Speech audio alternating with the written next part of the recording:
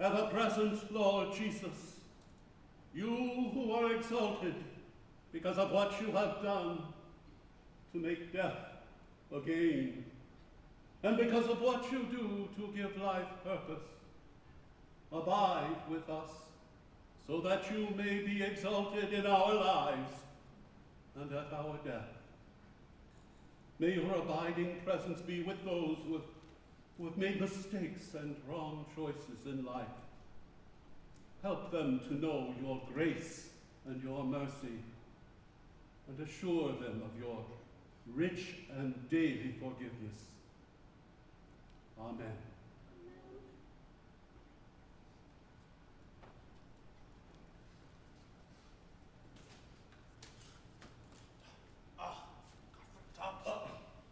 This isn't the time to take the Lord's name in vain, son. It's a sin in all languages. Forgive me, Deacon. My emotions got the best of me. You are forgiven, son. Here, wear these. Thank you. I can't seem to concentrate on what I'm doing. I've known the Keller family my entire life. Never a more decent, hard-working family. Pull yourself together. There's work to be done. I know. Their faces and voices are still so vivid in my mind. Grief has to wait. There'll be time for tears later. It's just, the last time I saw them, they were dancing under a setting sun. That same sun hasn't even risen yet. Here we are, soaked in soot, looking for what? Everything's gone, melted into the soil. Don't you get it? We're not looking for silverware. It's not what we're looking for, it's who. We need to find the last of them, the littlest, and get her back to her family. Wait. So they can all rest together. Heinrich, Christine, Bertha, Anthony, and Lydia. That's 5. There are 5 there. Your count's off. There were 6 people in the house, including the groom, Julius. Lydia has yet to be found. Oh no. You mean she's... I'd hoped that... Now you see. No! No, Lydia! She's my best friend! Find her! Find her! Poor little one. They've been friends since they were babies. She can take her grief up with her brother. Joseph? I don't believe for a second that this was an accident. What do you mean? Isn't it obvious? Anyway, someone already sent for Constable Veiling and nothing gets past him. You think that boy... It's not such a wild idea, you know. You were at the wedding. You saw what happened.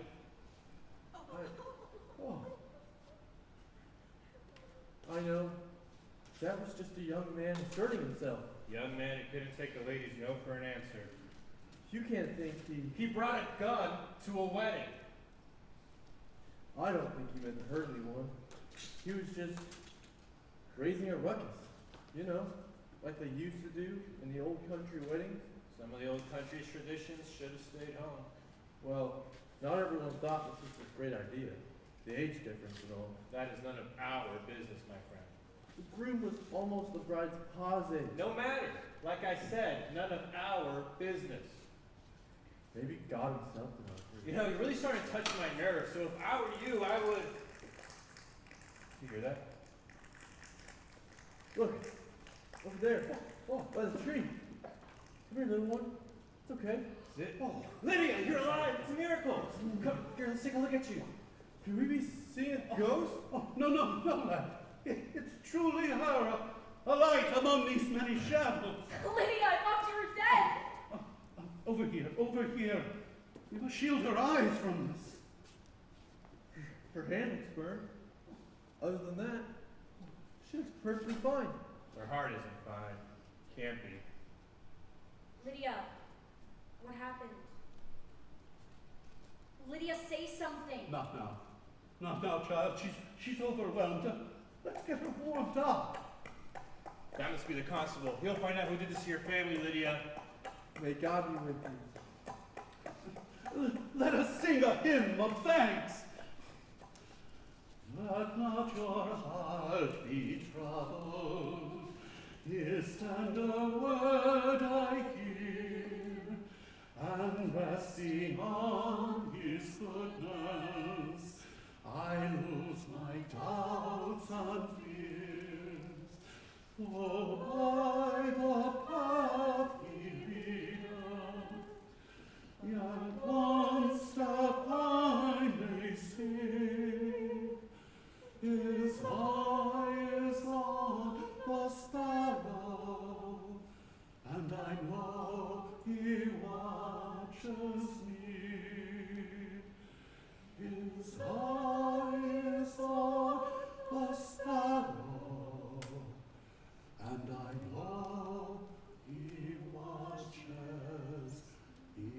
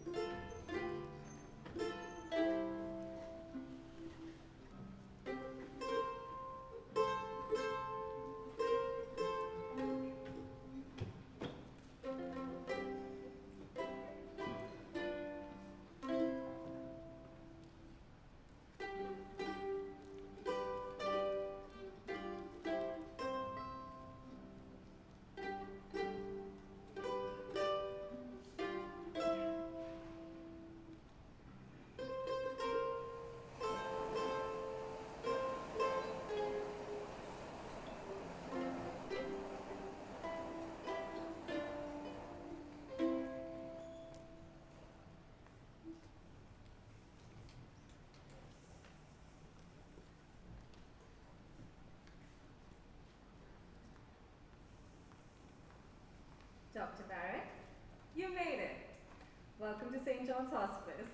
Thank you. Please, call me Elizabeth. You can call me Mira, please. All right then, Mira. I've read your initial research proposal. Very impressive. Thank you. Hopefully, you're not too nervous about your first day? No more than usual. So, why hospice out of all the other specialties? I'm much more interested in helping people face death instead of fighting it. This is a rare breed, truly. I lost my mom to cancer in high school. She suffered horribly. There was no cavalry charging in to help. Hospice care wasn't really a thing back then. Hospice has come a long way in recent years. I know. I wish it had been an option for our family. Your past will give you the most important medicine we can administer here, empathy. We try our best to ease the mental and physical pain, to help patients and families feel at peace about dying. If not peace, some kind of acceptance. Maybe I'll find some of that. Better late than never, right? Right. Let me show you around now. I'm sure you're eager to get started on your research. Yes, please. This is the nurse's station. The snack cabinet and fridge are that way. We have some patients who really like our ice cream. I may partake now and then. The common area is over here. It's cozy. A lot nicer than my apartment. We try really hard to make this place feel like home. So, I clocked her right on the chin.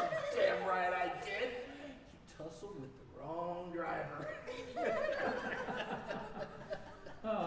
Okay, Speed Racer. Time for your bath. Let's roll. I told you not to embarrass me in front of the ladies. There's nothing embarrassing about getting clean, Fred. Oh, fine. Ta-ta for now, girls. Well, he seems like a lot of fun. And a flirt. Fred is a favorite with the St. John staff for his spirited personality. And you can see the female patients like him too. I have to say I'm a little surprised at how lively he is. Not all patients are in the same stage of dying. Some stay with us for months before real signs of decline begin. Actively dying patients have what we call waves of energy. That's definitely Fred. I hope he decides to come to my narrative therapy sessions. I'm researching the benefits of storytelling and reflecting on end-of-life patient anxiety and depression. We could all use help with that. One guiding principle I find to be helpful: dying is as much a process of the mind as it is of the body. And there is no single life event bigger than dying. Here is our first stop. Fill me in. This is Mrs. Strasser. She arrived yesterday. She is our oldest patient at 100 years old. Wow, 100? She must have eaten her vegetables. She did something right.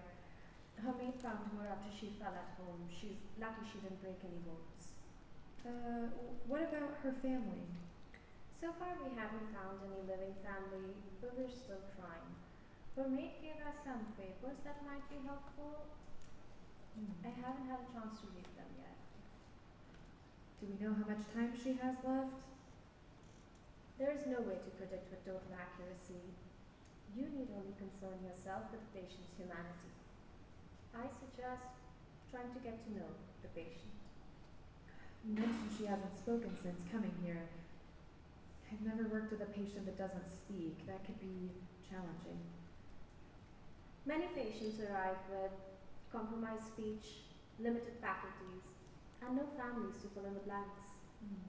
We must receive whatever messages they're capable of and willing to give us. I'll do my best.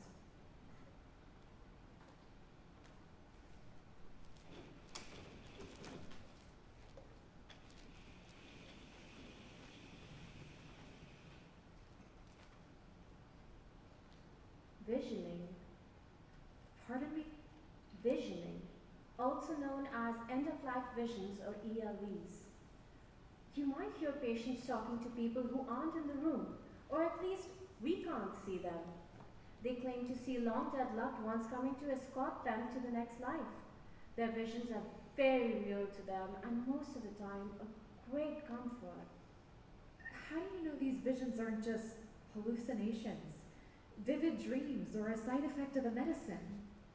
I get those questions all the time. As you meet more patients, you'll find many have similar visions. Mira, I have to admit I'm not on board with the vision stuff. There are numerous medical explanations. You wouldn't be the first clinician to have doubts. However you feel, don't be dismissive of their visions. Don't worry, I won't. Both my parents were neurologists. I grew up learning that brain biology is always the answer, that there's no such thing as ghosts. My DNA prohibits supernatural thinking. Elizabeth, there's so much in our world that science and medicine will never be able to explain. Keep your mind and heart open. Mrs. Strauss is awake now. Let's check in. Mrs. Strasser, hello. I'd like you to meet someone special.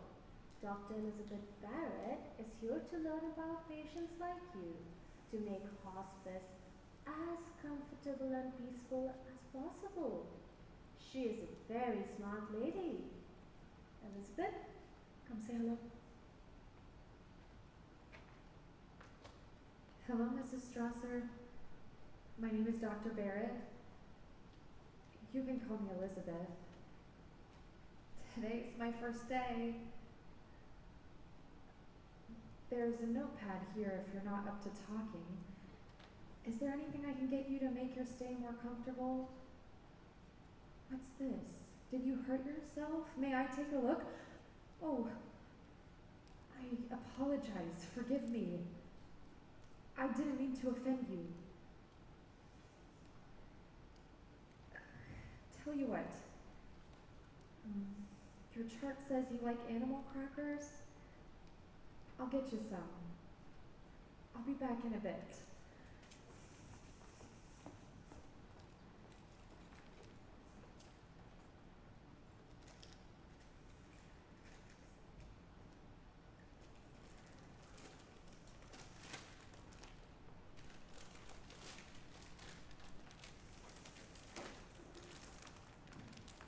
Elizabeth? That didn't go well. Don't worry, our patients are often restless and unsettled. I guess I just got a little stage fright. You clearly know what you're doing, and I clearly don't. Come on, go easy on yourself. Mrs. Strasser is probably pretty scared right now. This is a big transition. I know. I know. Well, what now? The scar on her arm looked like an old bone, a really bad one. I wonder if she has a history of trauma. Maybe we can review the files from her house before visiting again. Good thinking. This week.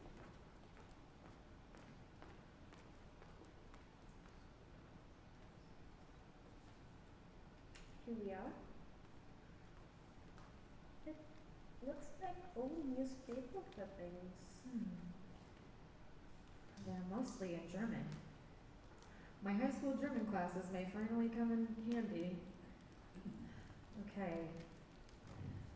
October 13th, 1926. Indianapolis Tribune, Hannah Engel reporting. I see the name Lydia Keller in the article. That must be her maiden name. Okay, let me think. Hochzeit is wedding. Braut is bride. Feuer. That's fire. Getötet. Getötet. That means killed. Keller family killed in fire hours after daughter's wedding. Bride among those killed. Girl is the sole survivor.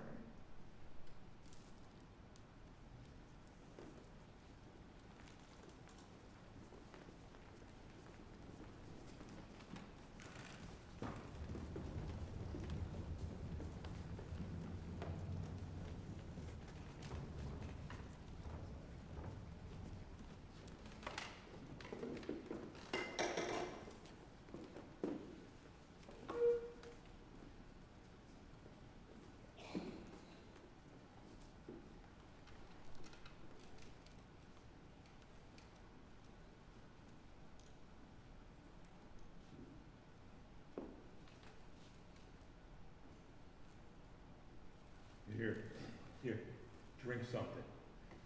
I know you've been through a lot, Lydia. It's probably hard to find your words. Just tell me this, and not yes or no, okay? Did you see the Danzerer at your home after the wedding? Lydia, dear, I've known you since you were a baby. You can trust us. We can see you tried to put the fire out yourself. That was so brave. Your mama and papa would be. It's not your fault. Okay, none of this is your fault. No, no, no. Don't blame yourself. No one stood a chance against those flames, Lydia. Did you see or hear anything? Your mama and papa would be so proud. If you could just say something, anything. Constable, a moment.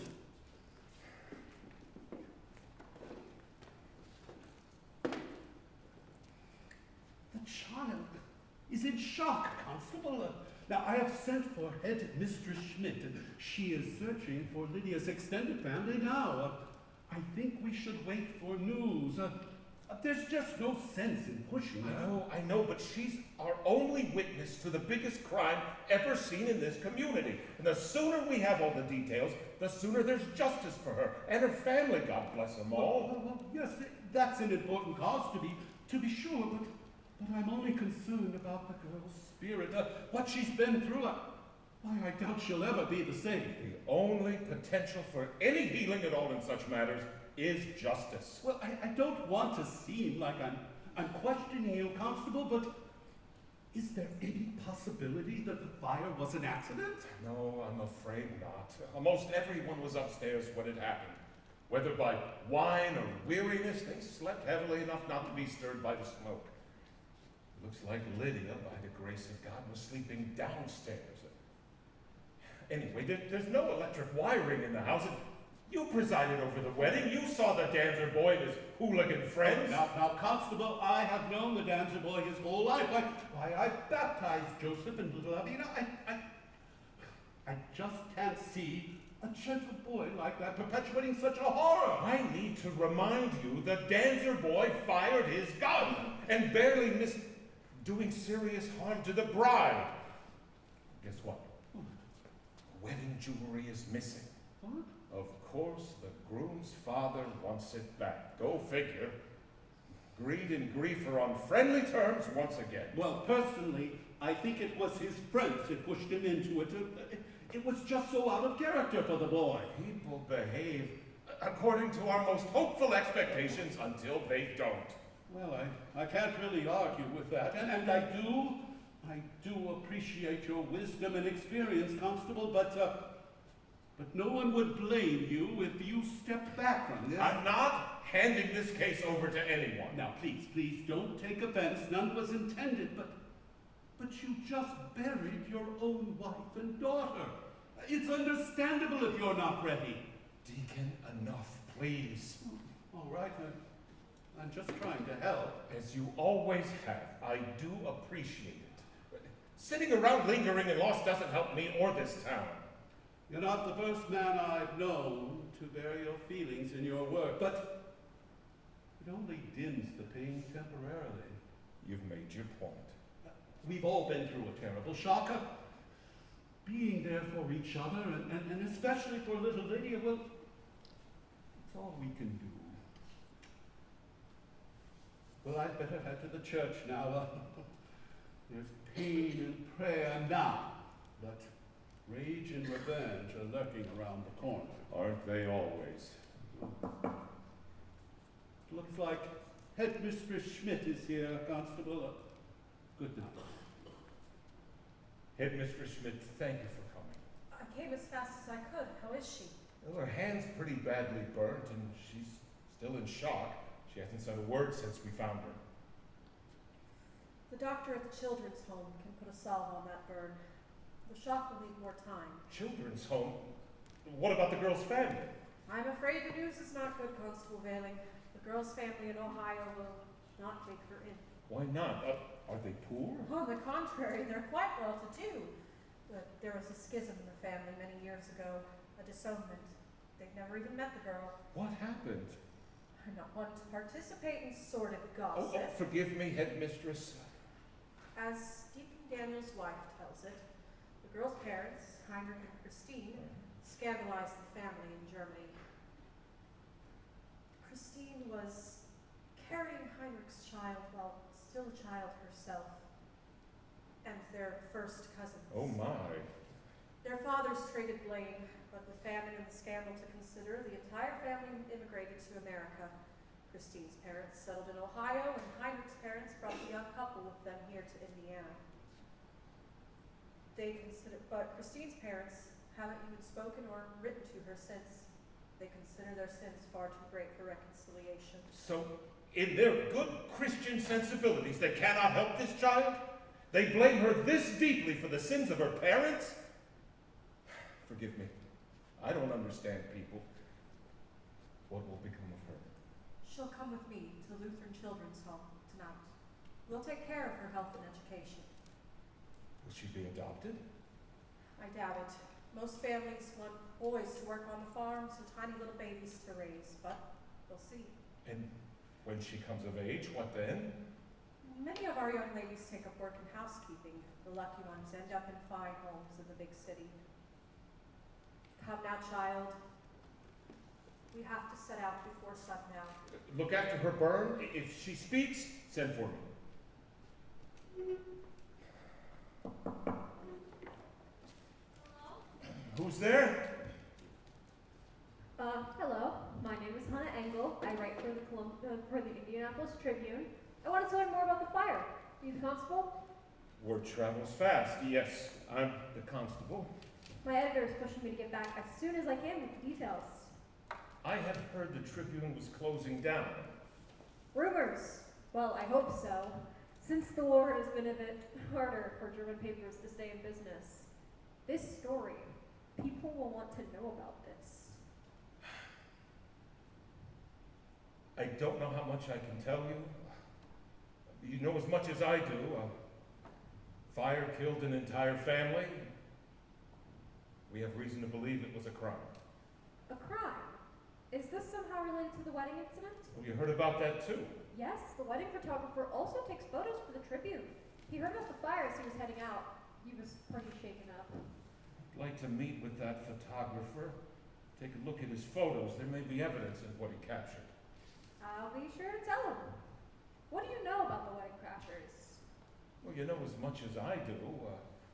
We're bringing in the boys who created the disturbance. And what about the little girl who survived? Did she see anything? You'll find I have little tolerance for anybody bothering that child. You leave her alone. Of course. But I hope you'll realize a city newspaper is just another tool at your disposal. How so? Think about it, Constable. Why would a killer stick around here? Not that I can even pretend to know how a killer thinks, but if it were me, I'd try to blend in somewhere, like a city. Cities have ample hiding places. Layers of lechery. Precisely. A city newspaper is just a way to cast a wider net. Is it? What about physical evidence? What do you have?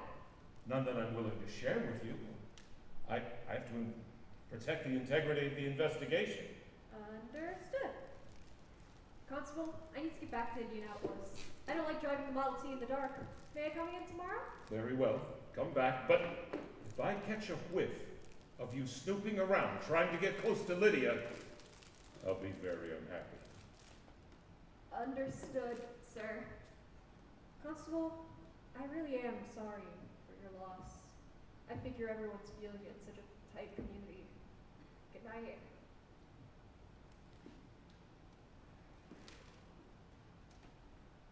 Look at the time. 24 hours ago, Julius and Bertha got married. Where did it all go wrong?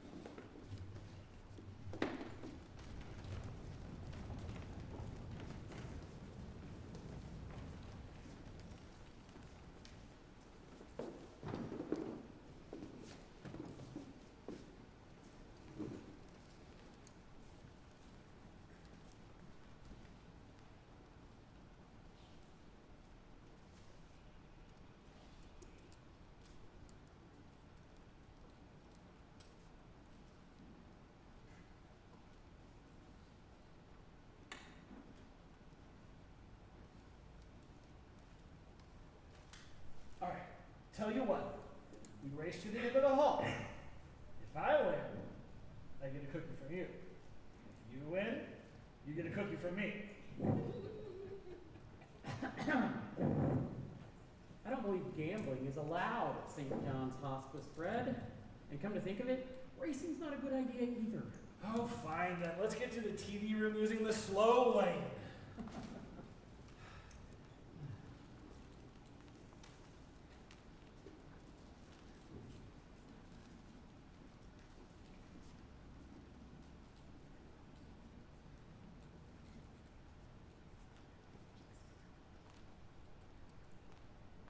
Elizabeth,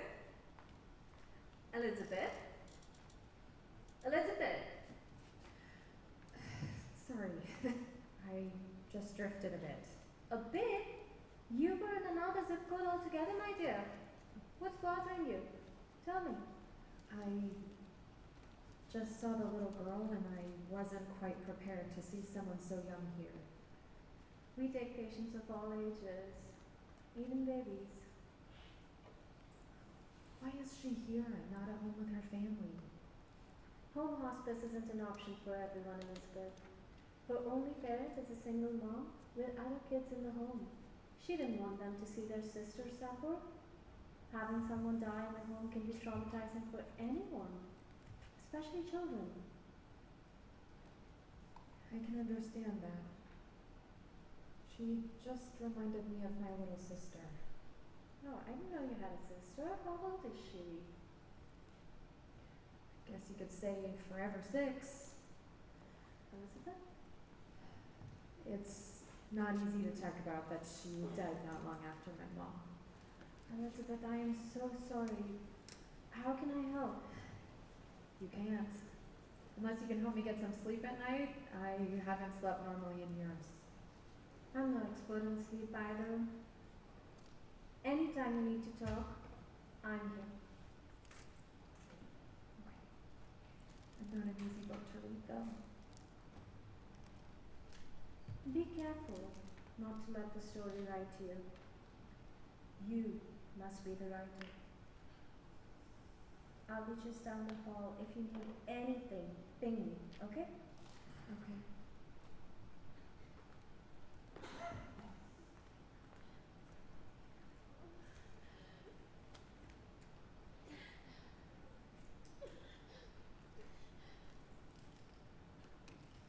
Lydia, you're alive. It's a miracle. Your mama and papa would be so very proud if you could just say something, anything. Come now, child. We have to set out before sundown.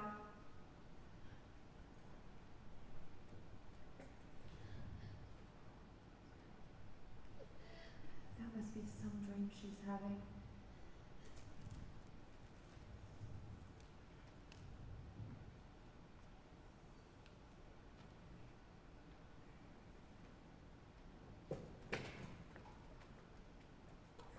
Oh! I'm so sorry. You were asleep and I was just admiring your doll. She's really beautiful.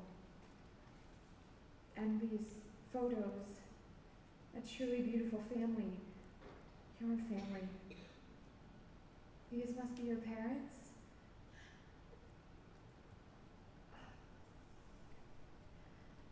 I'm sorry. Excuse me just a moment.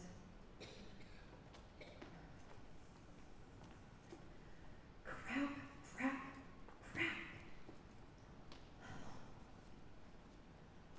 Elizabeth? What happened? Can't seem to do anything right. I managed to offend Lydia again. Maybe my dad was right. He thinks I should have been a neurologist. He thinks psychiatry is crack medicine. If there's no blood work or x-ray, he thinks it's fake. Don't let your father's feelings about your choices affect your work. And show yourself some grace. We're all human here. With everything Lydia has gone through, she's likely stronger than we know. Well, if losing your family makes you stronger, forgive me, but I didn't get the memo.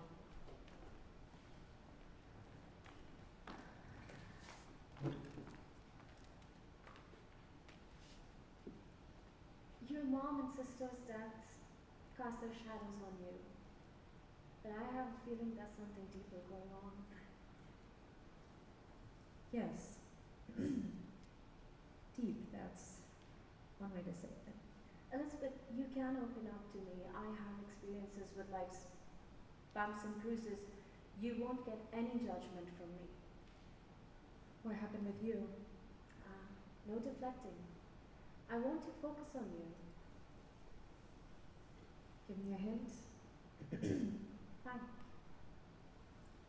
A hint. My parents and I don't see eye to eye about how I live my life. You could see I have no wedding ring and no pictures of smiling children on my desk. It's not what I wanted. I may as well not exist in their eyes, apparently. I am not much of a woman without using my womb. Now you.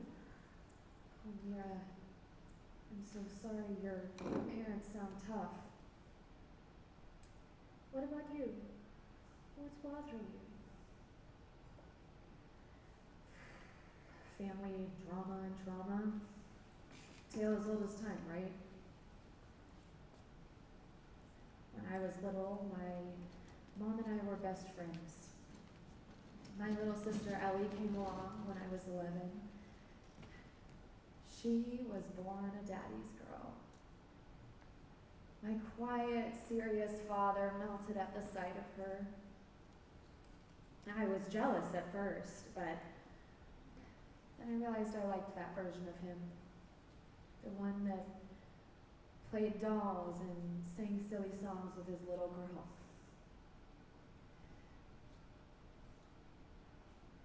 Then came Mom's cancer. It stole her away bit by bit. First, her hair fell out, then she slept all day. She couldn't eat without becoming sick. Near the end, she lost her eyesight. It was pure hell for her, and hell for me to watch. My dad buried himself in his work and left me and my little sister to fend for ourselves. Instead of going to prom or auditioning for the school play, I was bathing and feeding my mom. What you call visioning, Mira, my mom,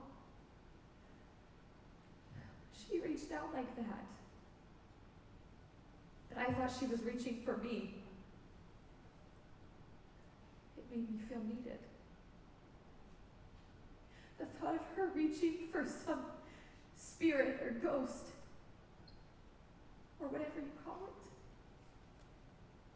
Well, I don't want to look back thinking I came in second place to a ghost.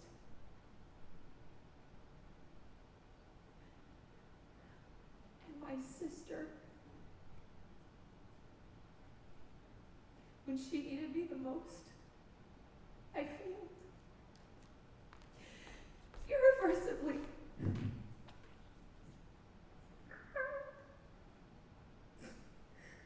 I'm not being very professional, am I? I won't say more. It's too much. I know we've not known each other long, but I have a strong sense that he chose hospice, hoping to rewrite your past.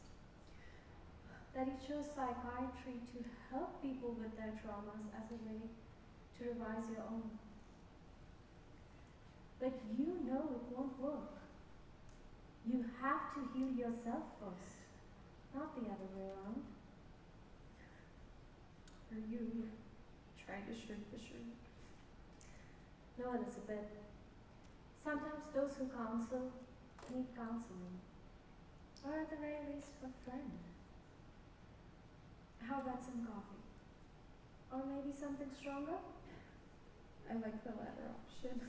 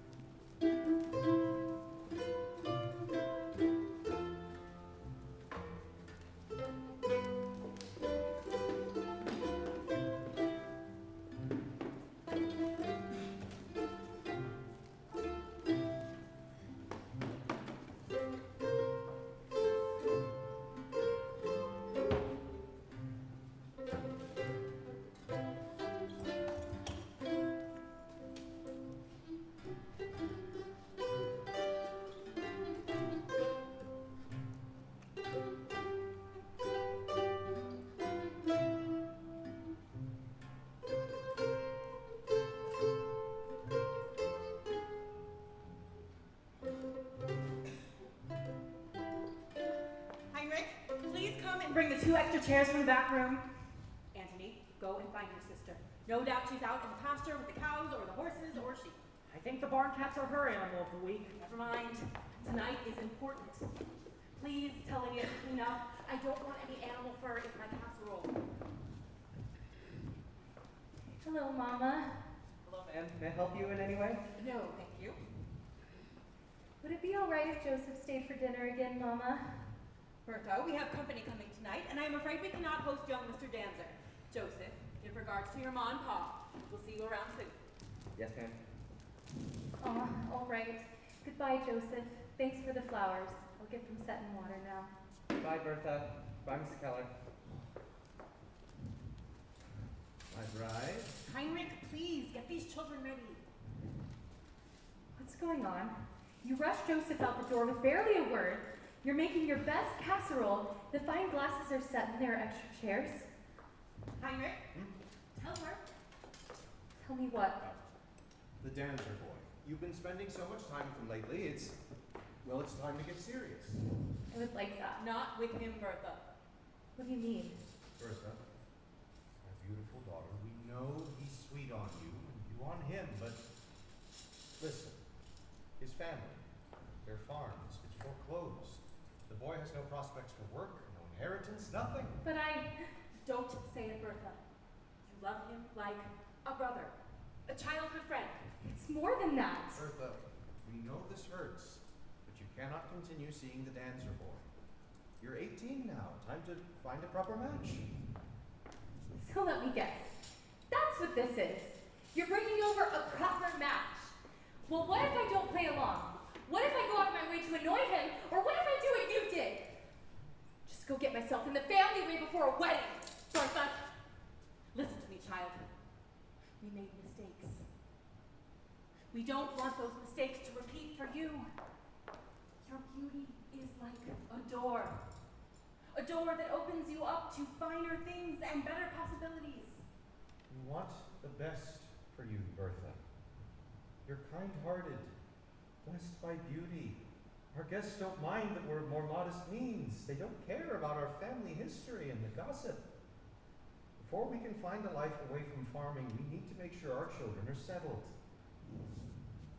It's 1926. Farmers like us won't be able to keep up anymore. All the machines.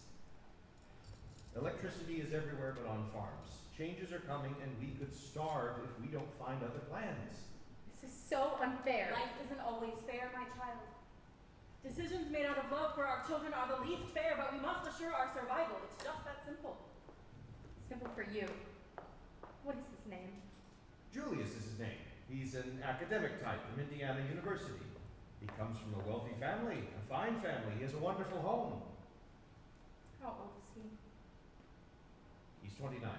That's ancient. Give him a chance. The heart matters more than the year he was born.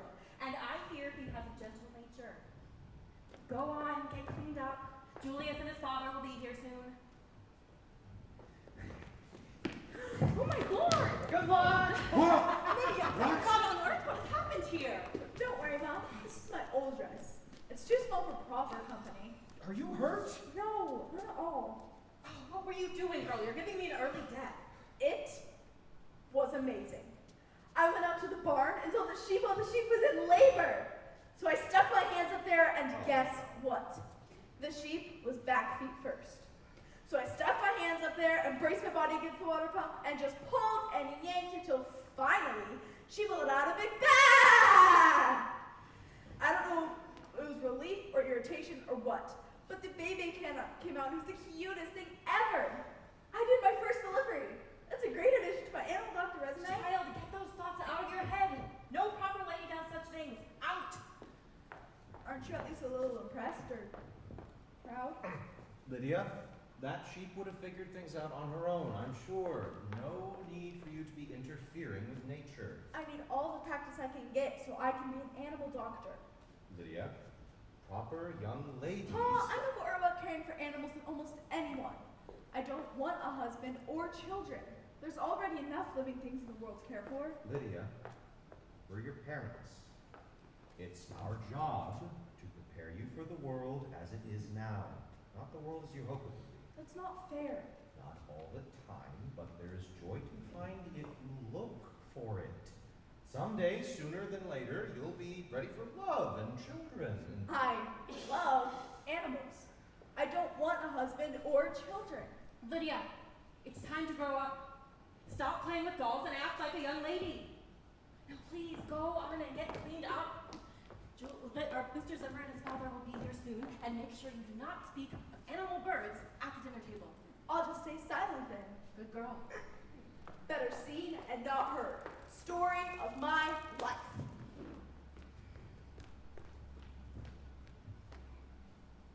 Today's accomplishments: a beautiful casserole and dashing the dreams of my 2 daughters.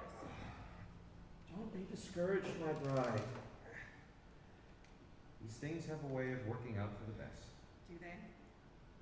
They did for us. I mean, look how far we've come. You were a scared young girl forced into life in a new land. Remember that ship? We had no privacy. It smelled terrible. It took us months to get here. Not everyone survived the journey. We did, though. We're thriving. Are you sure about that? My parents disowned me. We never saw our land again. We can't speak German here without a glare of suspicion. I feel like a stranger here, even to myself. We were poor and starving. Your parents were harsh when they found us expecting our beautiful Bertha. All that is in the past. I was 13. Maybe I deserve to be cast out. No. Falling in love is never wrong.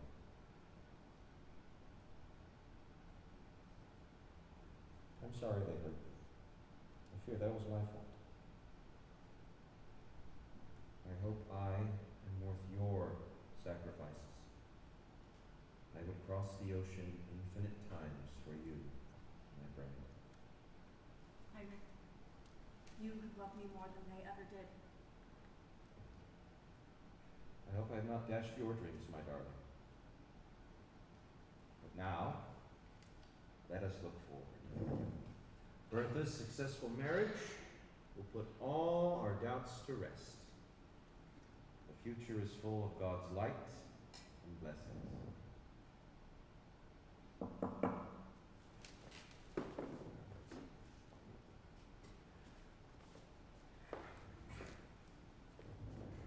Come in, come. Yes. Good to see you again, Mr. Zimmer. Thank you. Yes, welcome both Mr. Zimmers. Please, come inside. Mrs. Keller has prepared some of her specialties: potato dumplings, Spätzle casserole, and cabbage soup. Don't forget my famous apple strudel. Yes. Please, everyone, come to the table and have some wine. I'll go get the children. Yes. I am very excited to meet Bertha, sir. She has the appearance of an angel. She possesses great beauty, but more importantly, she has the purest of hearts. Listen, while it's just us men here, we need to discuss some very serious affairs. Yes. Heinrich, may I call you Heinrich? Heinrich, as you know, my son is 29 years old. He's been too focused on his academic pursuits to find a wife. I aim to find a woman to continue our family line. My father is quite blunt, Mr. Keller. That is what has made him such a success and target in his business dealings. The papers have it all wrong. My steelworkers are treated better than anyone else's. But the papers, they exaggerate. Bottom line here, our family reputation has suffered a bit of a body blow. That's something you might know about, right, Zimmer? Mr. Zimmer, I'm just a simple farmer. I can't presume to know anything of your business dealings, but I can assure you that Bertha's reputation is pristine, regardless of our own teenage indiscretions. Can you assure me that Bertha will be cared for, in light of your recent publicity problems? Thanks to my forward thinking and business acumen, my companies will be profitable far beyond 1926. You see, we're moving into the new world of electronics. Imagine, Heinrich, no more messy wood-burning stoves. Cooking will be electric. And farming? The way you do it? I'm afraid it's on its way out. Our ways have suited us well for so long. Children, I would like you to meet our guests. Mr. Zimmer and his son Julius have been staying nearby. This is Anthony, Lydia, our youngest, and Bertha. Antony, Lydia, and Bertha. Pleased to meet you. Let's all enjoy our dinner before it gets cold. Julius, tell us about your work at university. I've just completed my dual doctorate in history and economics. My dissertation is on the effect of German immigration on the economy. I plan to teach, and my hope is to serve in government in some capacity. Oh. Never hurts to have a friend in government. Anthony has expressed interest in attending university. Oh, really? What field of study? Maybe law. I'm still thinking about it, but I do know I'm not built for farming. I don't know why you need a fancy degree to make money these days. I sure didn't. If it were up to me, Julius would be by my side in the family business. Parents don't always know best, Mr. Zimmer. I'd say we found our first point of agreement, Bertha. Bertha, why don't you go get the strudel? Let me go get it. I'm really bored. You're in trouble now! I am sorry, gentlemen. My children have forgotten their manners this evening.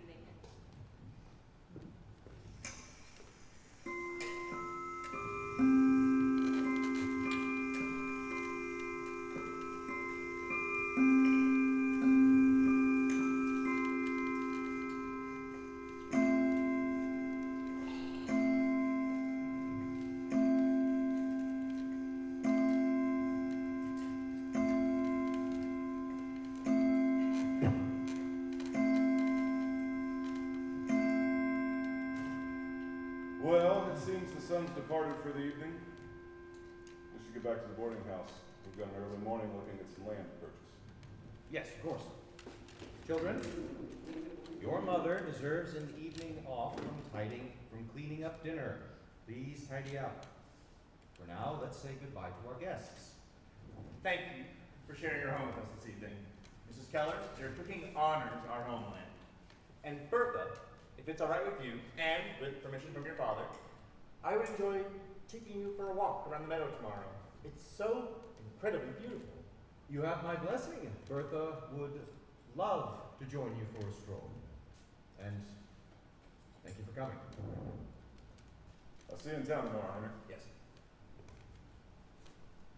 Lydia, it's time for bed. Let's say our nightly prayers. Would I lay me down to sleep? Please, Lord, protect my sheep.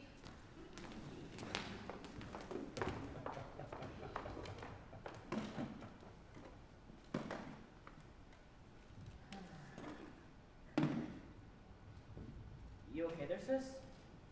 You know the answer. Julius isn't so bad. He's smart and pretty nice. His dad is overbearing. That's true, but his dad's the one courting you? Yeah, but I have a strange feeling he does not want to leave us be. Bertha, I know you still have feelings for Joseph, but don't you dream of being something other than a farmer's wife? You see how Dad's back is always hurting, and you heard Mr. Zimmer. Things are changing. Don't you want to know a life where it's not a struggle? Where the sun can't scorch your crops, or the frost can't freeze them, where the bugs can't eat them? You know, I'm kind of jealous of you. You have to take it out of here. I know. But the train is moving faster than I want. How do I tell Joseph? Leave it to me. He'll lick his wounds and be just fine. I hope so. I care about him. He's really sweet and sensitive. And broke. He's charming now, but wait until he's 30 and still doesn't have a real job. I mean, a writer? He's really talented, Anthony. Talented maybe, but still broke. You have a rich man, ready to take you out of here and give you comforts you've never known. He wants to try politics. Maybe you could be the first lady someday. Let yourself dream.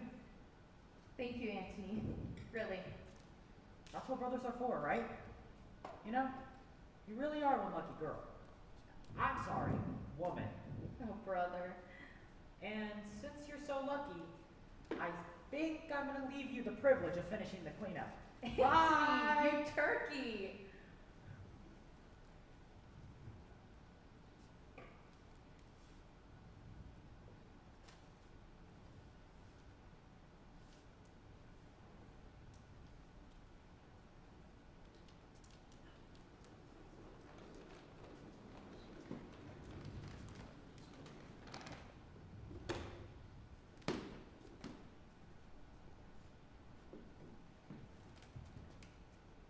Look, Bertha, a robin's nest.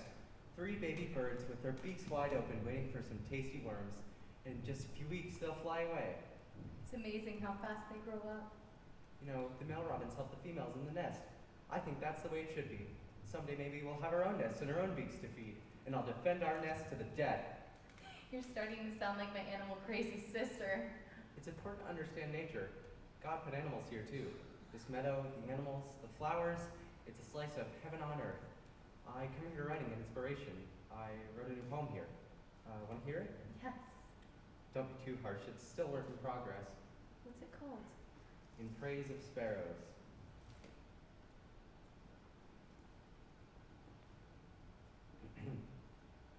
Our hope ascends on sparrows' wings to heights not known nor dreamt.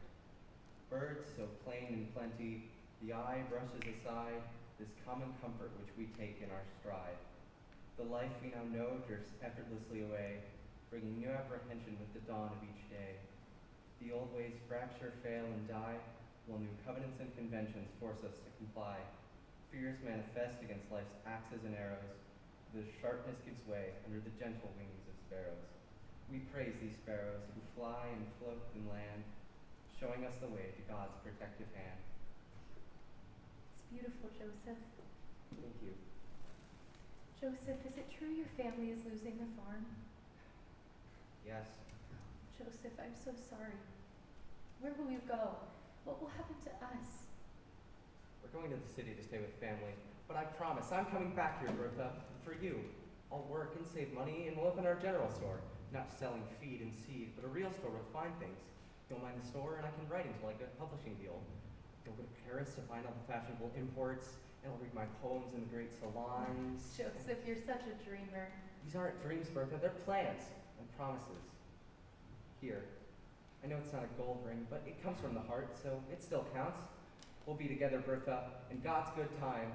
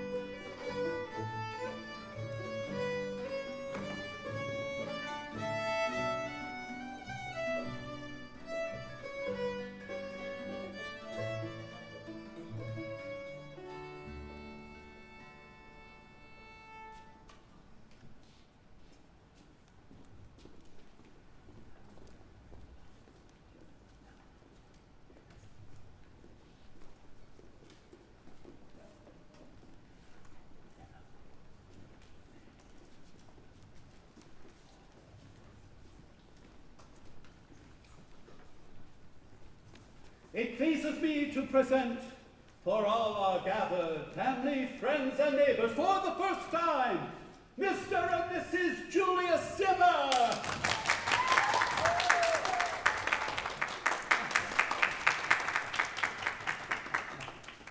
A perfectly blessed day. The Lord provided the sun, the couple provided hope and joy. Indeed. We thank you for presiding, Deacon. and it won't be long before young Anthony and little Lydia will have their own wedding days. I'm sure Anthony will make some young lady a fine husband once he finishes his studies. As for Lydia, she'll have to be tamed. She has a wild, independent streak. And a slightly immature streak as well. 12 years old and still playing with dolls. A nurturer. Well, she'll make an excellent mother someday. Let's hope.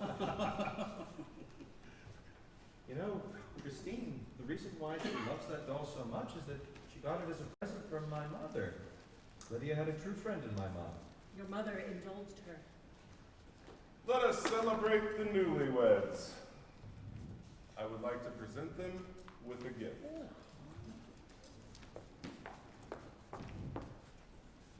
Here he is, showing us up again. Come now, Christine, this marriage will secure our future. Oh, it's lovely. Open it up. The gift's on the inside. Oh, these are just exquisite. Thank you, Father. I know these belong to my dear mother and her mother and grandmother before her. This is truly special. Mama is surely here with us tonight. Now, before the evening ends, I must dance with my bride. Music!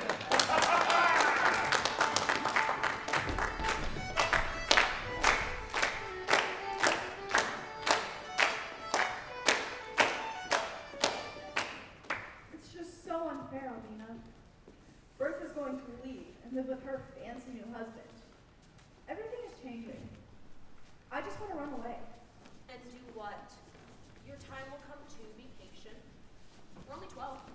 Our time for what? We're girls. We get married, have babies, cook. We trade one set of mindless chores for another one. A husband is just a third parent. I don't want any of those things. Bertha loves it. She is the pretty one. She lives to be noticed. Lydia, don't be jealous. You know she'd probably be just as happy with my brother. Where is he anyway? He's sulking at home. Ever since Bertha got engaged, we've been hanging around these cretins. His heart is broken. You know our family is losing a farm. Joseph's broke. Bertha's way out of his league anyway. Out of his league? A real peacock. That's Bertha. Beautiful and bold and constantly getting noticed for how pretty she is. My papa calls me his little sparrow. Could he pick a more boring bird as a nickname? Lydia, you are so dramatic. Try to be happy. When they leave tomorrow, you have the bedroom all to yourself. Once I get off the floor. Julius will stay with her tonight. Lucky me, the cold floor. The floor isn't so bad. You'd like to sleep in the barn with the animals? I like animals better than people. They understand me. They are always happy to see me. Lydia, you know no one will let you become an animal doctor. There are no schools to teach that for girls. See, I told you. Unfair. Bertha is treated like royalty. I'm just a big disappointment. You are no disappointment. You're my best and favorite friend. Please don't mess it up. My parents think you're badly behaved and what's the word they used? Unconventional. Why? Because I hope for something other than this? No. Because you talk to animals, Lydia. People all over town think it's kind of weird, but that's why I like you. The world needs a little weird. Uh-oh. No, it's my brother Joseph. Cretins. I knew he couldn't just let Bertha go. Stupid toxic men. This is going to be very bad. Bertha, please come with me. You know I'm the right man for you. He may be rich, but he's nearly your pa's age. You need a man who understands you. A young man. Who is this foolish peasant? Watch who you're calling peasant. Joseph, please let it go.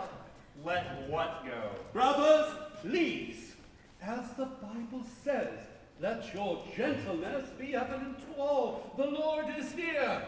Put more simply, leave, now!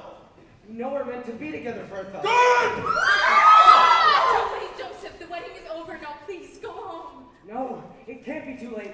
We made a promise to each other that day in the meadow. You took my flowers. Joseph, I was just being polite. Come on, Joseph, you're making a fool out of yourself! Drunken fools, the lot of them. I'm not drunk.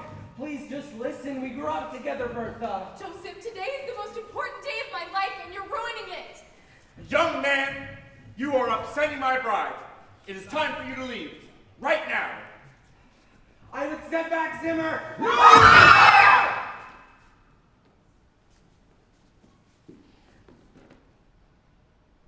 Your brother Cossack. I don't mean to hurt you. Bertha, I love you. Bertha, baby. Bertha.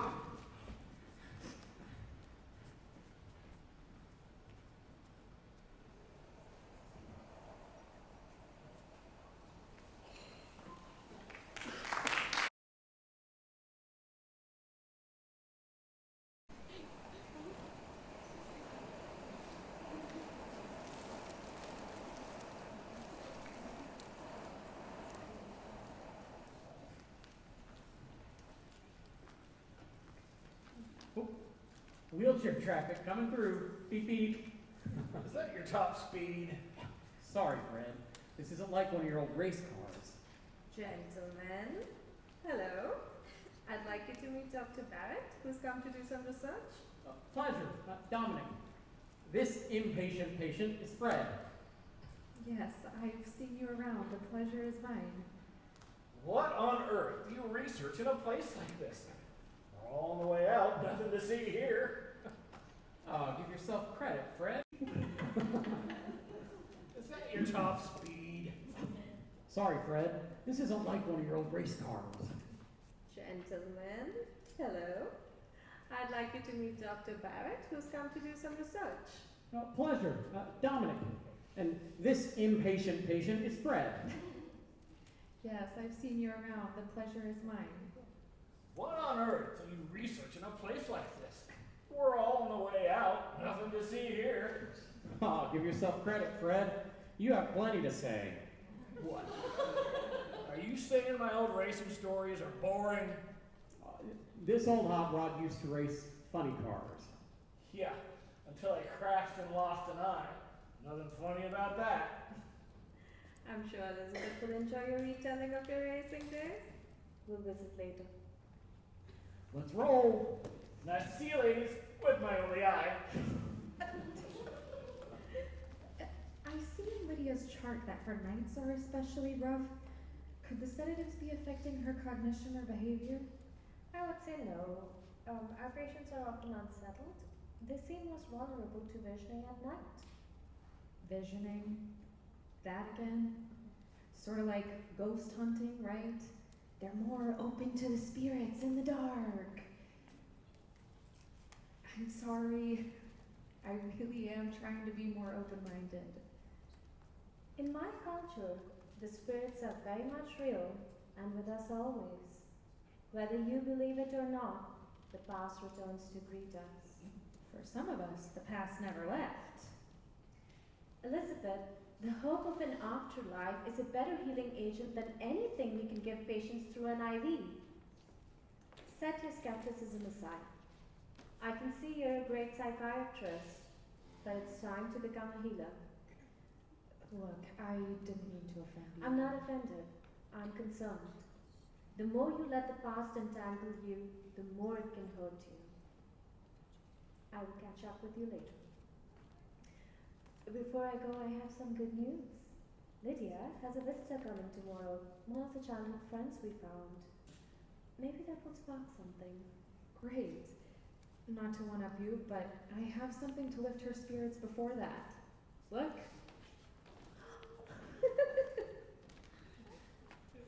You're here. Thank you so much for coming on short notice. Who do we have here? This is Mirabelle, and she has a knack for loving people when they need it the most. And for that knack, she gets us snack, don't she? She do. Great idea, Elizabeth. I'll leave you to it. Knock, knock, Lydia. I have a surprise for you. This is Mirabelle. Oh, she likes you. Mirabelle is 3 years old. She has visited hundreds of hospice patients, and she loves behind-the-ear scratches and belly rubs. Lydia, Mirabelle is going to go visit everyone in the rec room, but after that she'll come back for some one-on-one time with you. Would you like that? Okay, let's go. Lydia, I felt terrible about bothering your doll. It was wrong of me to touch your things. I hope this makes up for it. I know I'm just a complete stranger. I can imagine that it's probably scary and you don't trust me. But I do think it's good to be cautious. You know, your maid gave us some papers from your house. You've been through a lot. I read about the fire and what happened to your husband later on. I don't blame you for not wanting to talk about it. I hope that despite the hardships, you had some happy memories too.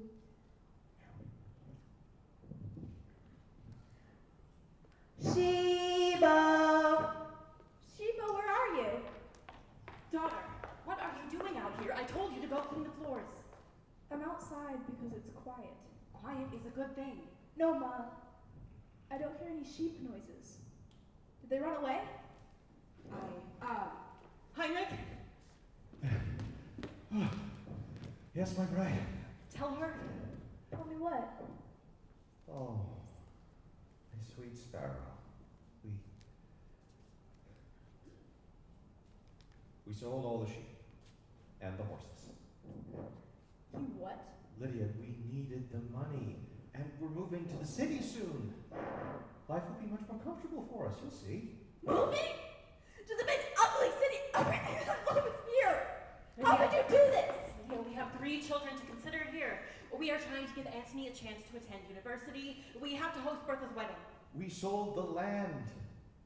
Life will be better now for us, you'll see. Sold it? Mr. Zimmer bought it. He's going to build a plant and give our neighbors good jobs. No, the meadow, you can't ruin that! Lydia, that grass and those flowers are not feeding this town. We did the right thing. No. You just want to impress Bertha's snobby new husband and her fat-faced father! Lydia, I've had enough of your disrespect!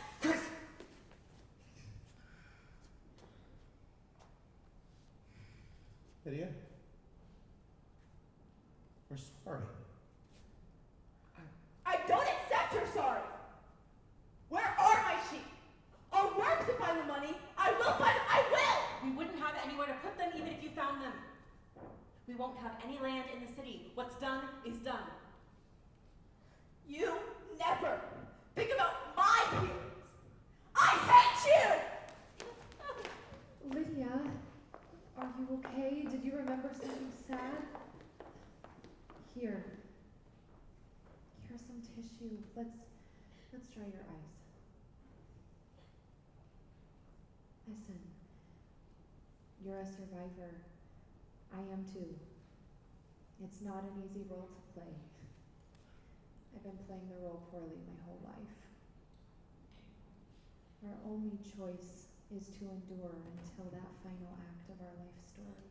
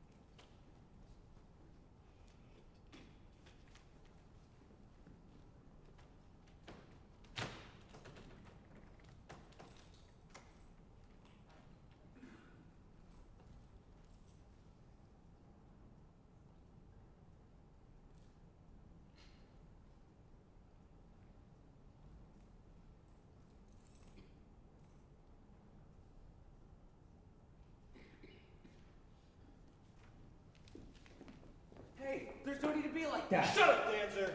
Constable, look what I found napping in the brush. Our gun-happy wedding crasher. And from what I hear, a bit of a firebug, too? Oh, firebug makes it sound so small. This is murder! What? Murder? What do you mean? Didn't your friends tell you? Tell me what? Your merry band of idiot comrades said you were pretty upset about Bertha turning you down. Wouldn't you be? I feel in my soul that Bertha and I are meant to be together. Oh, you were upset? Yes! Hurt? Yes! Enraged? That's a strong word. And the most accurate. I disagree! Son, your anger is why we're here. Because Bertha, her parents, Christine and Heinrich, her brother, Anthony, they're all dead. Burned to death in a fire hours after a wedding that you and your friends disrupted with gunfire, no less. Bertha's dead? No! No! Don't act so surprised, young Joseph.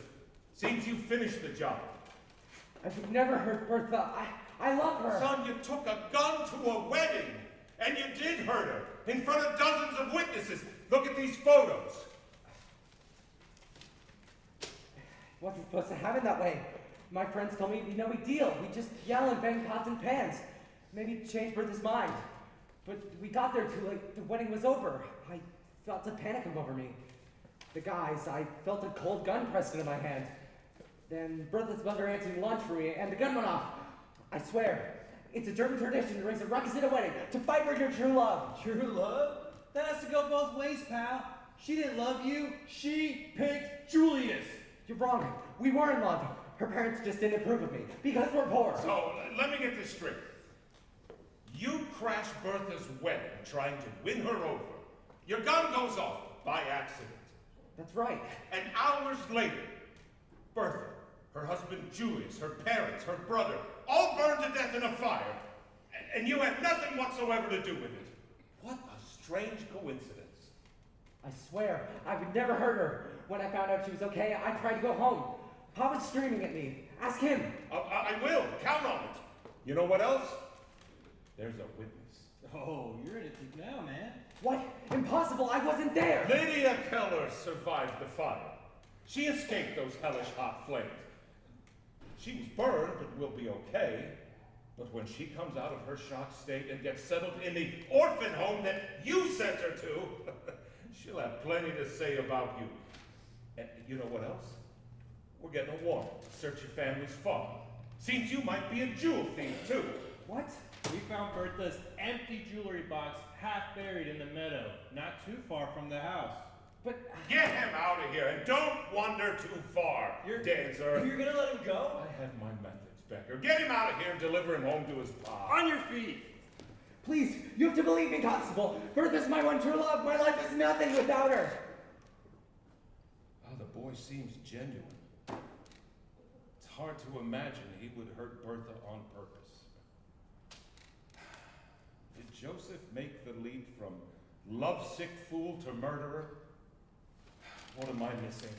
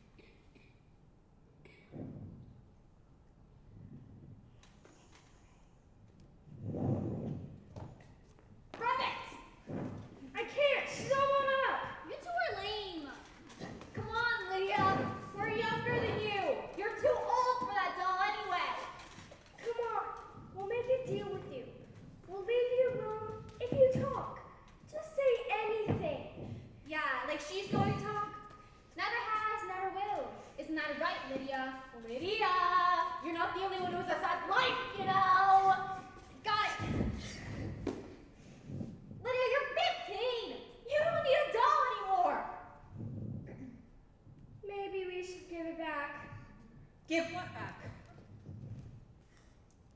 Give it to me. Now! Lydia, I'm going to keep the doll in my office for safekeeping. You really are too old to be carrying it around everywhere. Now, get up off the ground. The rest of you have earned extra chores for this chaos, starting with the floors in the sleeping quarters. And apologize to Lydia before you leave. Sorry, Lydia. Lydia, I almost forgot. You got another letter.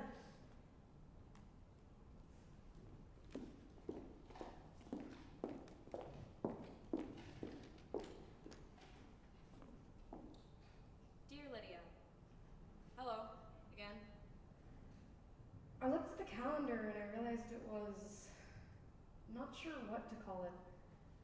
Anniversary, the day that everything went wrong. So hard to believe this happened 3 years ago. I hope the children's home isn't so bad. My aunt just had her 7th baby and it's loud and crowded here. But I have some good news. Ma and Pa saved up enough money for us to get our own place in the city. It's not very big, but there are only 3 of us now. Ma's taking work as a seamstress and Pa's gonna be a shipping clerk. My new address is at the bottom of this page. Lydia,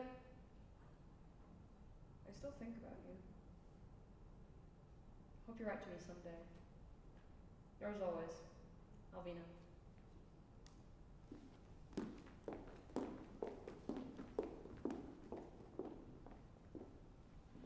You must be Fritz and Fiona Tucker.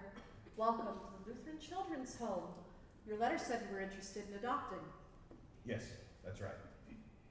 Young children, as you may know, require a great deal of energy. We know, which is why we thought an older child would suit us better. There's no need to pretend you don't notice my limp. I suffered from rheumatism a great many of years. I couldn't carry children of my own. Forgive me for asking, but why now? My wife is barely able to stand in her condition. She's barely able to mend my clothes or peel potatoes. Sounds like you need a maid more than you need a child. This is not the sort of establishment where you come for free labor. This is where you adopt a child to love. Ma'am, I've heard about your establishment. Children here are called inmates, are they not? An unfortunate term left over from the old days. We're not rich, but we have a sturdy roof and food to provide. Surely there's a child here who would enjoy her very own room. What about schooling? The Trinity Lutheran Church School is quite reputable. There is someone I may have in mind for you, but like many of the children here, she's been through some difficulties. Her name is Lydia. She's 15. Her family perished in a fire that many believe was set on purpose. Who would do such an awful thing? Bless her. We'd be honored to give her a safe home. Is she obedient? Yes. Well, there's one more thing. Since the fire, she hasn't spoken. The only thing she has from her former life is her doll. She's very attached to it despite her age. It's her prized possession. I have no trouble with a female who can be quiet. Trust me. Fritz, we'll give her and her doll a loving home, please. Look, headmistress, it's one less mouth for you to feed here. Our church family will vouch for us. What more do you want? Fritz, headmistress, this is our last chance to be parents. I don't fault God for my condition. We feel that perhaps this was his plan for us all along. Very well. I'll gather the necessary documents and introduce you to Lydia.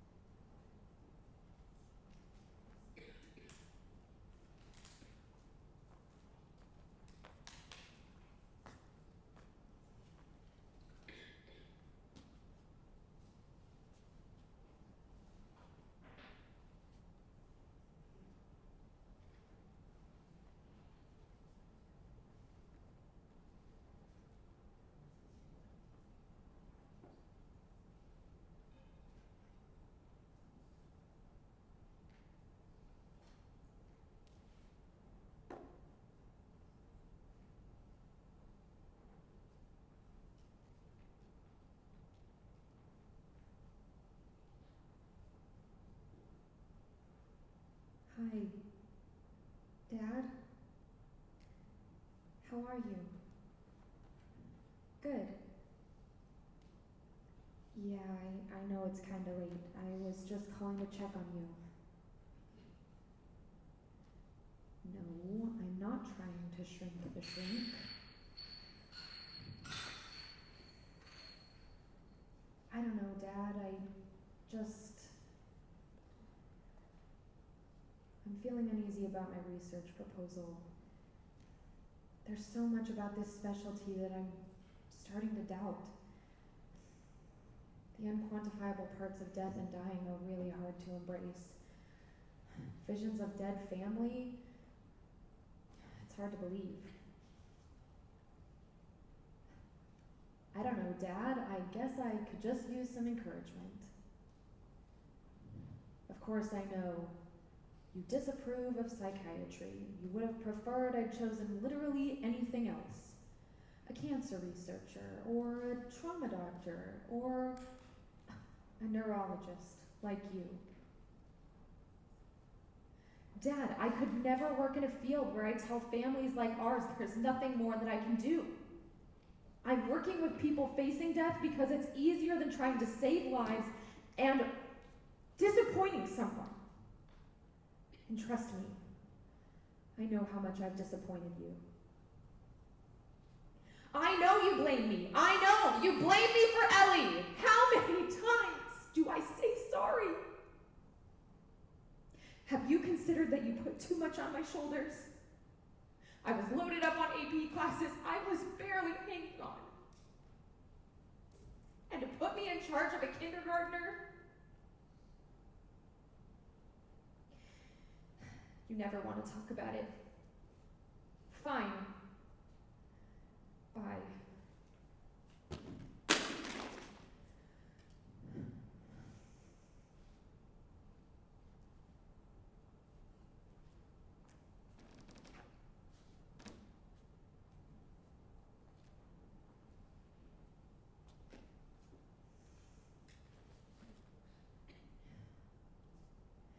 Why the hell do I even keep trying? Come on, you said you were going to teach me how to swim today. Ellie had slam today. I know you don't understand. I'll try in a few minutes. Go get your swimsuit on. This AP biology is seriously putting me to sleep.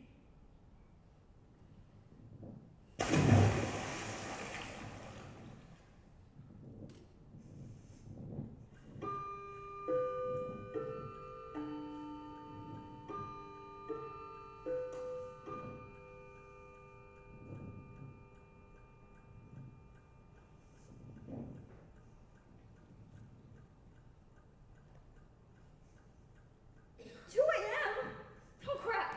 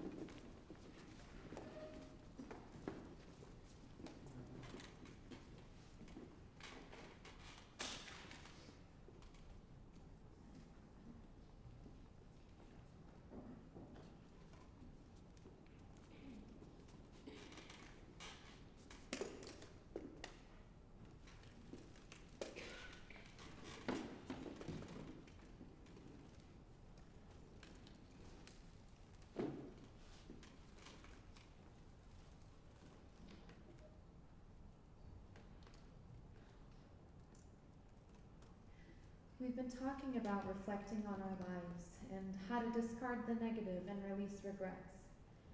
Reflection leads to acceptance and, when needed, forgiveness. What I'm hearing from you all is that looking back has helped you look forward. Is that true? Sure. And not all memories are good ones. I know I wasn't a perfect angel, but is anyone perfect? No, perfect isn't a thing. I've made so many mistakes. I wish I could get a do-over. No sense in wishing for do-overs and if-onlys. You get your brain in a twist and you keep rehashing your screw-ups.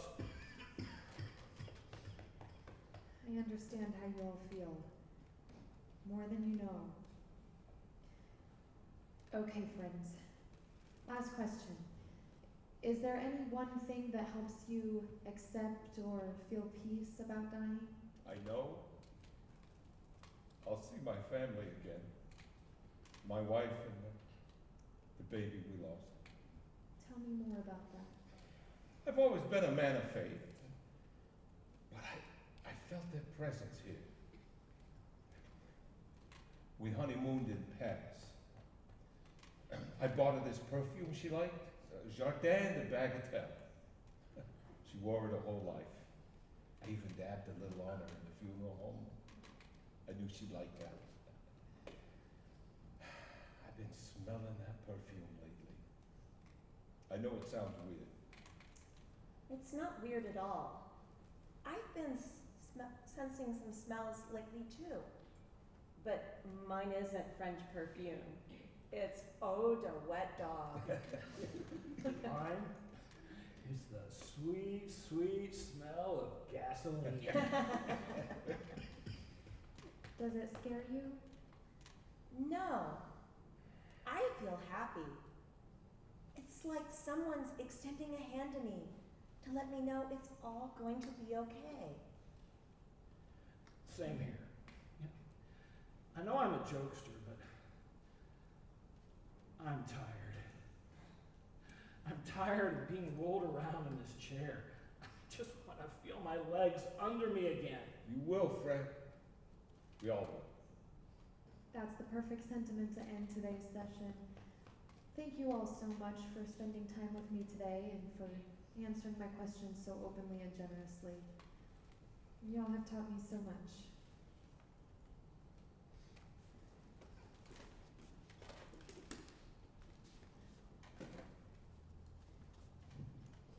Dr. Barrett, you believe me, don't you? My family thinks I'm losing my mind, but I know what I saw. And honestly, it wasn't just a smell. I saw my dog in my room wagging her tail like the happy pup she always was. I believe you. And I believe your dog had the best human ever. I can't wait to see her again. I'm sure she feels the same. You take care, Miss Marley.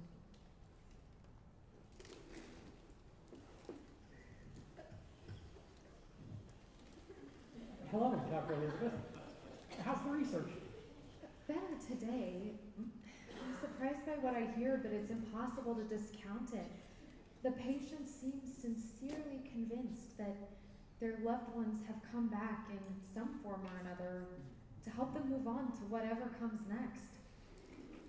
I can't believe I'm starting to consider some of this death visitation stuff. Well, I've worked here for 6 years, Dr. Elizabeth. And I found it a bit weird at first too, but I've come around to the idea. All these patients can't be wrong.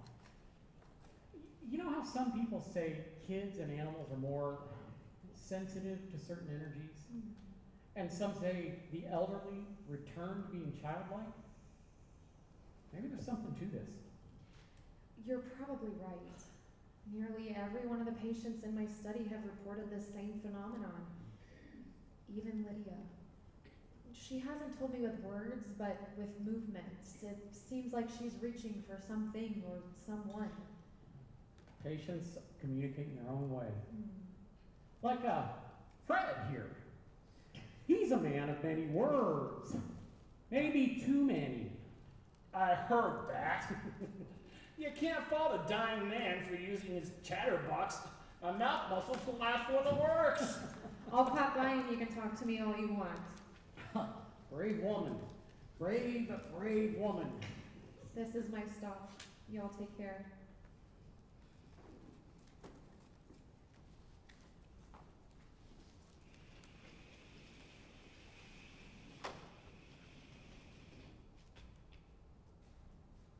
Hello again, Lydia. I hear you have a visitor coming soon. Her name is Alvina, a childhood friend, I understand. Lydia, it looks like you're not in the mood to take a trip down memory lane. I get it. I think you and I have some pretty big things in common. Loss, trauma. As you prepare for what's next, you may be thinking about some of that and what it means now. I like to think that those burdens are lifted at the moment of death. That something, I guess a state of unbrokenness awaits. Go on. It's not my usual practice to share my private life story. Are you sure? Okay. Well, my mom died of cancer when I was young, leaving me to take care of my little 6-year-old sister, Ellie. Here, this is them. I never take it off. That way they're always with me. Ellie looked like Mom. I'm sure she would have grown up to be just as beautiful. I was careless. My head was so buried in my school books that I fell asleep, and Ellie slipped out the patio doors and into the pool. She drowned. I see her lifeless body floating next to an inflatable pink flamingo. I see it in my sleep. I see it sometimes when I'm awake too. Whenever I see those damn birds, I have a panic attack.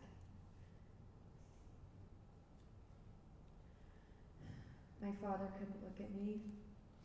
He still can't. The blame behind his eyes is an unstoppable wave. I try to outrun it, but it swamps me. I can't seem to do anything right. We had to move so he wouldn't have to see the pool every day. There's no such thing as a good day anymore. If I laugh, if I enjoy anything, I feel like I shouldn't, because it's my fault. Ellie can't be here to enjoy things. My dad can't. I know that our circumstances are hardly the same, but you and I have a close, unfortunately close, relationship with loss. I'm sorry. I'm sorry. God, you're the patient, and I'm supposed to be helping you let go, and I can't even do it myself. Thank you, Lydia. That's very kind.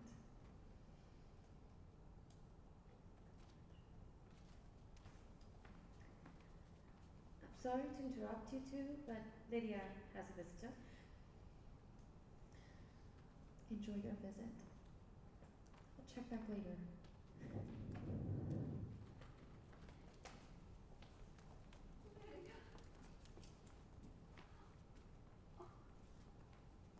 You have the same eyes.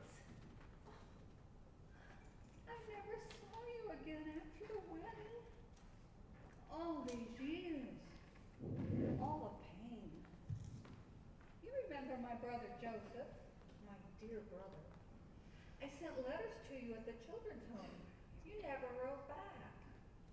The law could never prove it, but the whole town blamed Joseph for the fire, shunning him. Even our father was angry. He told Joseph he had to leave. I never saw my big brother again.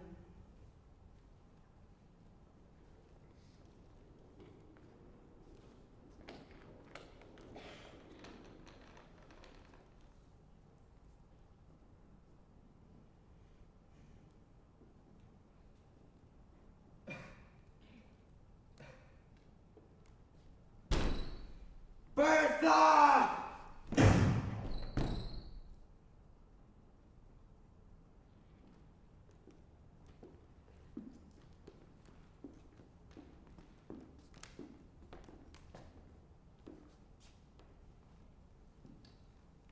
Damn it, Becker. This isn't a sign of guilt. Same thing he used at the wedding. Any sign of the missing jewelry? No, sir. No use in searching his old homestead.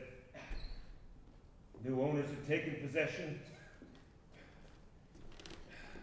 Family scattered. I'll find him and notify him. You know, this isn't the way to end things. It's just not the way. No. But if it's true what they say about hell, Joseph's serving his sentence. I believe that. Many people will take solace in that, but I can't. I watch these kids grow up. You know, I always thought Joseph and Bertha would marry each other. You know, Becker, adults, well-meaning as they are, they interfere too much instead of letting the heart do its work. All right, let's get going. Now I can tell that young reporter how the story ends. Lydia, I heard you barely spoke after that fire, and I understand. But if you could just have told the constable that you didn't see Joseph. They all needed to hear it from you. Oh, we both lost it all that night. The deacon's wife told us at Sunday school that you were adopted at 15 by an old childless couple. I heard you married a man not much younger than your father. I heard he had a foul temper. I heard his horse trampled him. I would have come to see you, Lydia, but I married my own foul-tempered man and moved out west. I live with my son now, waiting until the Lord calls me home. I know this is the last time I'll ever see you. Please, if our friendship ever meant anything to you, whatever you may know, release it. Here, I brought you a notepad and pen. It has sheep on it. I thought you'd like that. You were my best and favorite friend. Do one more thing for me. Clear my big brother's name. Let his death be restful. Goodbye, Lydia.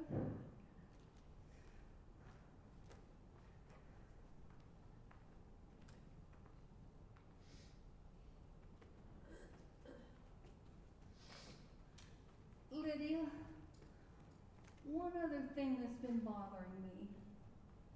When we found you after the fire, you were wearing your overcoat and shoes. Curious.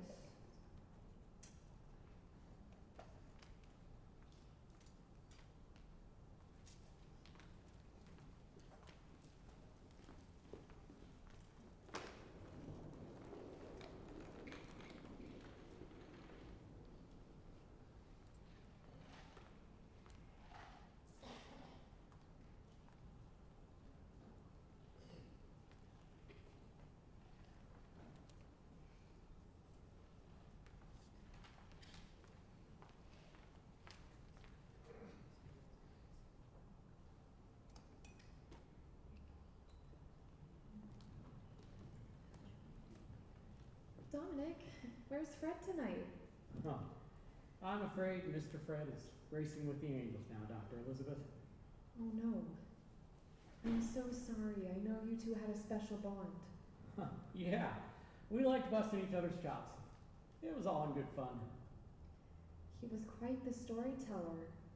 He was so vibrant last time I saw him. Yeah, well, he was pretty jazzed about the great beyond. I thought he had visitors because I heard him talking, but I realized he was having a full-blown conversation with his racing crew circa 1950. It was something. He was reliving his happiest life. Not a bad way to do death. Not a bad way at all. I'm glad he had you on his final crew. Damn, Dr. Mira. You make a grown man cry.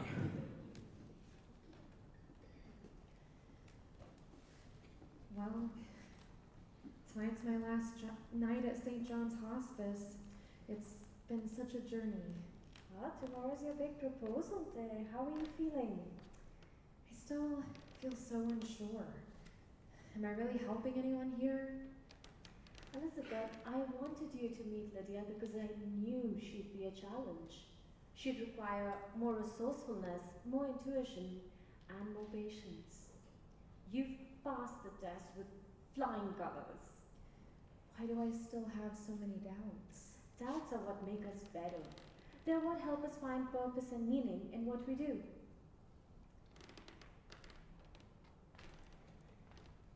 Your sister's death weighs on you, but you were a child yourself. It wasn't your fault. You have to forgive yourself. Set yourself free. You're the first person to say that to me. You know, in my 3 months here, I've been a skeptic, but in many ways, I'm the most haunted person here. Sometimes those we see as ghosts are really angels guiding our path. Don't let the initials MD after your name prevent you from seeing that. I won't. I promise. Oh, Mira, you've been amazing. A godsend. I've learned so much from you. I don't know how to ask, but would you consider being my co-author if my proposal is approved? Of course, and I'm incredibly honored. That means so much to me. Thank you. One more thing. You've become part of the family in a short time here, Elizabeth. We'd like you to stay. I suppose I could get an extension on my fellowship. No, Elizabeth. We want you to stay permanently. Really? Really. Take some time to think about it. No. I mean, yes, no to needing time to think about it, but yes to the job. I was hoping you'd say that. Welcome to the team. Thank you. Well, how's our patient this evening? You might be able to read for yourself. One of the nurses found this and it is addressed to you. Lydia wrote me something? I'm surprised. Those waves of energy, just like we saw with Fred. Does that mean her time is near? Very. Shortly after the nurses found the note, Lydia drifted to sleep and hasn't been awake since. Her vitals are up and down.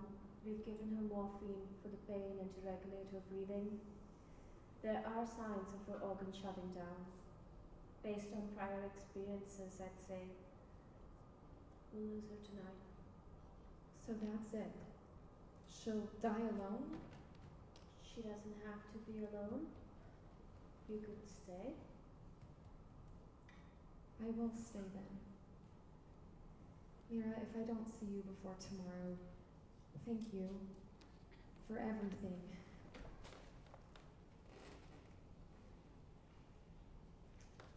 Goodbye, healer.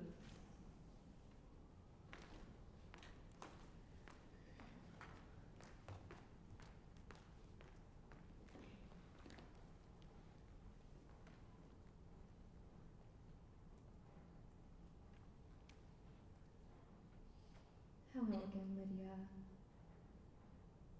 Is it alright if I stay with you tonight?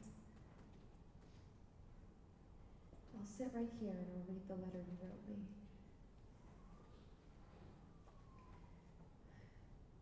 Dear Elizabeth, in my bag on top is a letter I wrote some time ago. You might consider it my last confession. Thank you for trying to help me.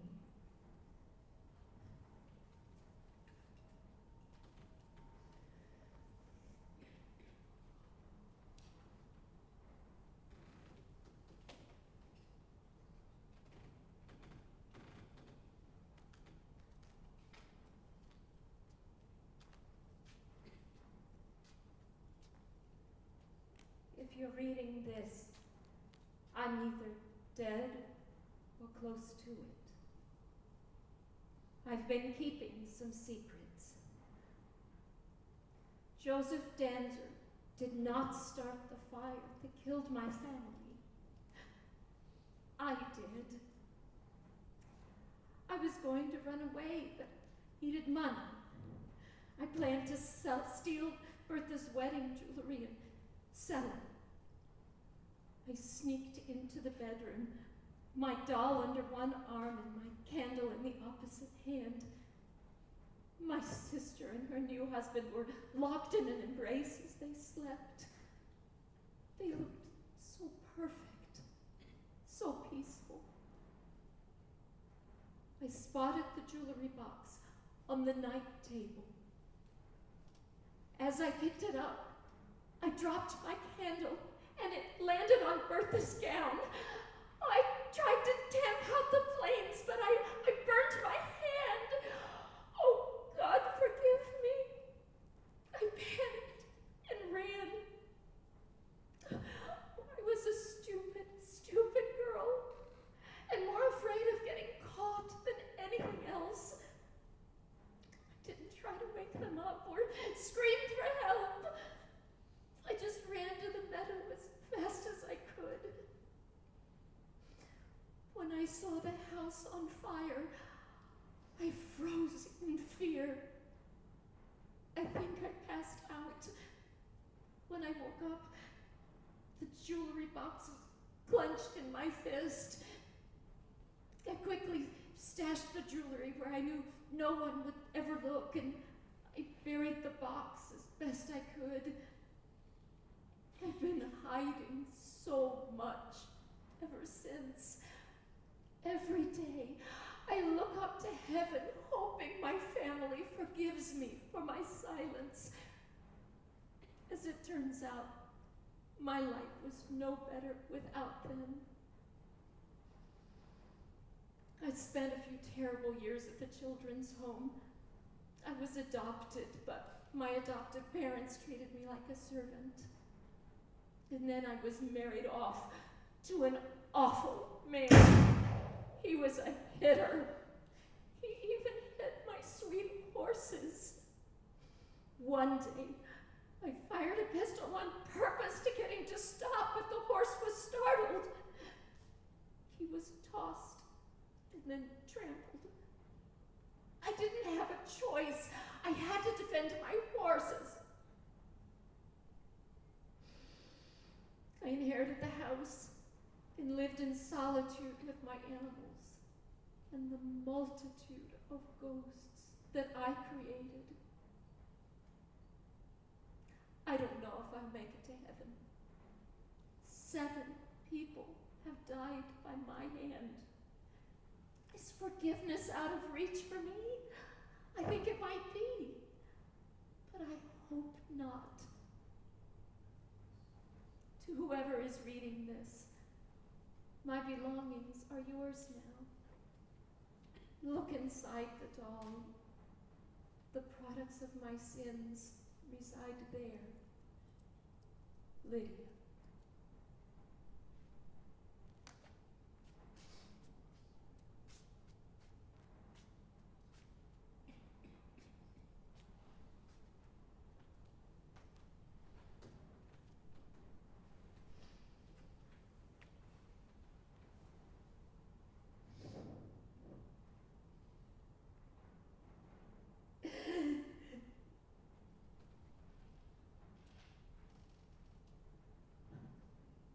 You see them, don't you? Mama, Papa, I'm so sorry.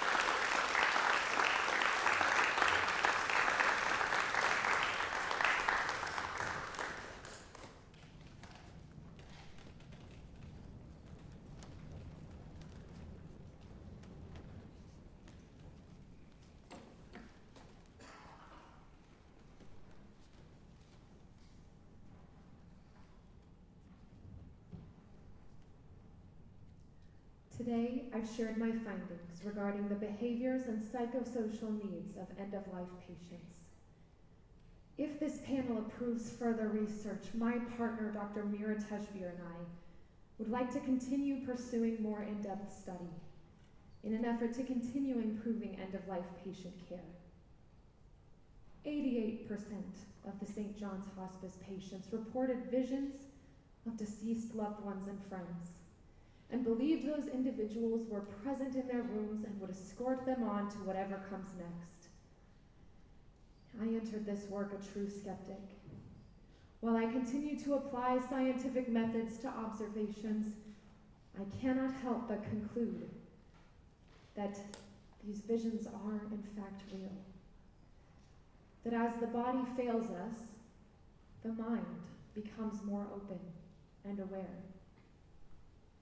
Not only are these visions real, but so too is the opportunity to make peace with one's life and enter the next life unburdened.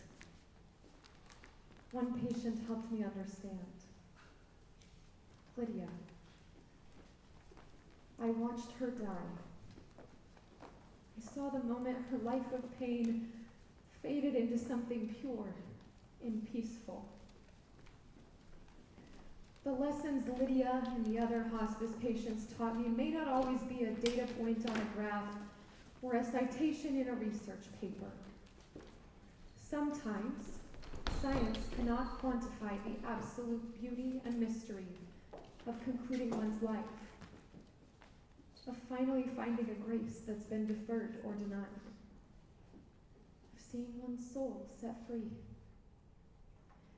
Thank you, Lydia, for helping me see the light.